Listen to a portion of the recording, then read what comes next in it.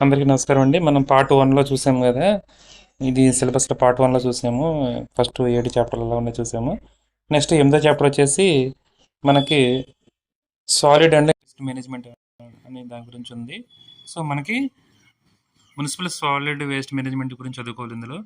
అంటే మనకి ఇందులో కలెక్షన్స్ ఎలా వస్తుందంటే గార్బేజ్ కలెక్షన్ ఎలా చేయాలి, అలాగే దాన్ని ఎలా సెగ్రిగేషన్ చేయాలి, అంటే డ్రై వేస్ట్ ఏంటి, వెట్ వేస్ట్ ఏంటి అనేది మనం చేసుకోవాలి.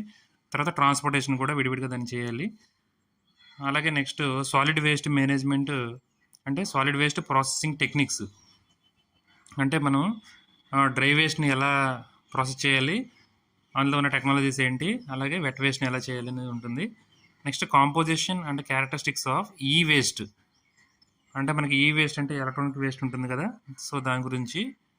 అండ్ ఇట్స్ మేనేజ్మెంట్, దాన్ని ఎలా మేనేజ్ చేయాలి.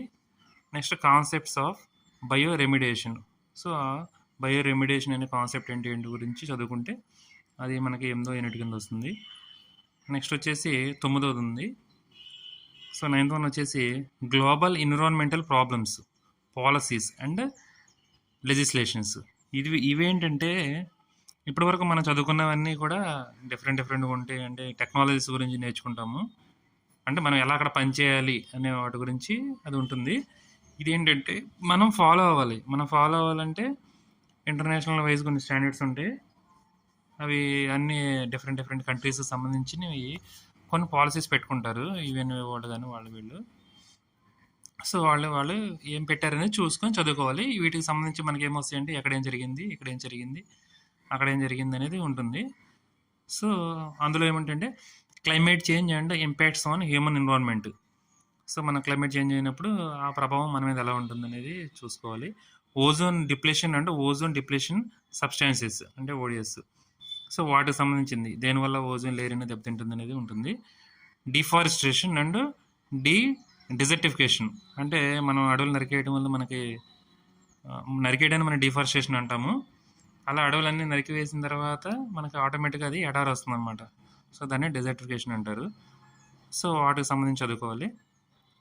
Next international conventions or protocols. ఇక్కడ మనకి ఏంటంటే ఎన్విరాన్మెంట్కి సంబంధించి ప్రతి ఇయర్ కానీ లేకపోతే వీటికి సంబంధించి కొన్ని సంస్థలు ఉంటాయి. ఇవి వరల్డ్ వైడ్గా ఒక దేశాన్ని సెలెక్ట్ చేసుకొని వాళ్ళు పెట్టుకుంటూ ఉంటారు, సమ్మిట్స్ లా పెట్టుకుంటూ ఉంటారు. వాటిని మనం ప్రోటోకాల్స్ అంటాము, వాటిని కన్వెన్షన్స్ కూడా అంటాము. సో వాటికి పేర్లు పెడతారు, అంటే ఈసారి ఇక్కడ జరిగినప్పుడు ఇది దీని మీద జరిగింది అని పెట్టుకుంటారు పేరు. అందులో ఎర్త్ సమ్మిట్ ఒకటి, అలాగే క్యోటో ప్రోటోకాల్, అంటే క్యోటో అంటే మన జపాన్లో జరిగింది. అంటే మనకి ఇక్కడ లొకేషన్ బేస్ చేసుకొని కానీ లేదా ఏ విషయం మీద జరిగిందని కానీ ఇటువంటి వాటి మీద కొన్ని మీద పెట్టుకుంటారు, ఆ పేర్లు మనం గుర్తుపెట్టుకోవాలి. ఎర్త్ సమ్మిట్ అంటే ఏంటి, క్యోటో ప్రోటోకాల్ అంటే ఏంటి, మాంట్రియల్ ప్రోటోకాల్ అంటే ఏంటి, అండ్ ప్యారిస్ కన్వెన్షన్. సో ఇవి 4 అనేది కొంచెం ఇంపార్టెంట్ కన్వెన్షన్స్ ఉంటాయి. అవి ఎక్కడెక్కడ జరిగినాయి, దేని మీద జరిగినవి, ఎన్ని దేశాలు పార్టిసిపేట్ చేసినవి, ఏ సంవత్సరంలో జరిగినవి ఉంటాయి, అవి చదువుకోవాలి. Next Indian environmental protection act, మనకి కూడా ఒకటి ఉంది, 1982 ఆ టైంలో ఒకటి ఉంటుంది. ఇండియన్ ఎన్విరాన్మెంటల్ ప్రొటెక్షన్ యాక్ట్ అని ఒకటి ఉంటుంది, అది చదువుకోవాలి. తర్వాత అందులో మనకి ఇండియన్ ఎన్విరాన్మెంటల్ ప్రొటెక్షన్ యాక్ట్లోనే legal aspects of air act, అంటే ఆ యాక్ట్లోనే ఇవన్నీ ఉంటాయి అన్నమాట. ఏవి, air act, water act, forest act, wildlife act అని ఉంటాయి మనకి. ఆ 4 కూడా చదువుకోవాలి, అంటే దాన్ని ఏం చేస్తుంది ఏంటని. Next municipal solid waste management and handling rules, దీనికి మనకు ఒక హ్యాండ్ బుక్ ఉంటుంది. అంటే దాన్ని అసలు సాలిడ్ వేస్ట్ మేనేజ్మెంట్ అంటే ఆ వచ్చిన సాలిడ్ వేస్ట్ని ఎలా మేనేజ్ చేయాలి, అంటే దాన్ని ఎలా ప్రాసెస్ చేయాలని ఉంటుంది. దానికి ఒక హ్యాండ్ బుక్ ఉంటుంది మనకి, అది చదువుకోవాలి, అందులో రూల్స్ ఉంటాయి. Next biomedical waste management, so మనకి మెడికల్ వేస్ట్ ఉంటుంది కదా, అవి ఎలా మేనేజ్ చేయాలి అనేది ఒకటి, అండ్ హ్యాండ్లింగ్ రూల్స్, దానికి కూడా బుక్ ఉంటుంది, అది చదువుకోవాలి. Next hazardous waste management and handling rules, ఇది కూడా మనకి కొన్ని డేంజర్ ఉంటాయి కదా గ్లాస్ అటువంటివి, వాటికి సంబంధించినవి కూడా వాటి మేనేజ్ చేయడానికి రూల్స్ ఉంటాయి, అవి చదువుకోవాలి. కానీ ఈ చాప్టర్లో మనకు వచ్చేసి మ్యాక్సిమం మనం అడిగేది మనని ఈ సమ్మిట్స్ ఎక్కడ జరిగినాయి, ఈ ప్రోటోకాల్స్ ఎక్కడ జరిగినాయి అనేవి ఎక్కువ అడుగుతారు. నెక్స్ట్ ఇంకొకటి వచ్చేసి లాస్ట్ది వచ్చేసి environmental impact assessment towards sustainable future.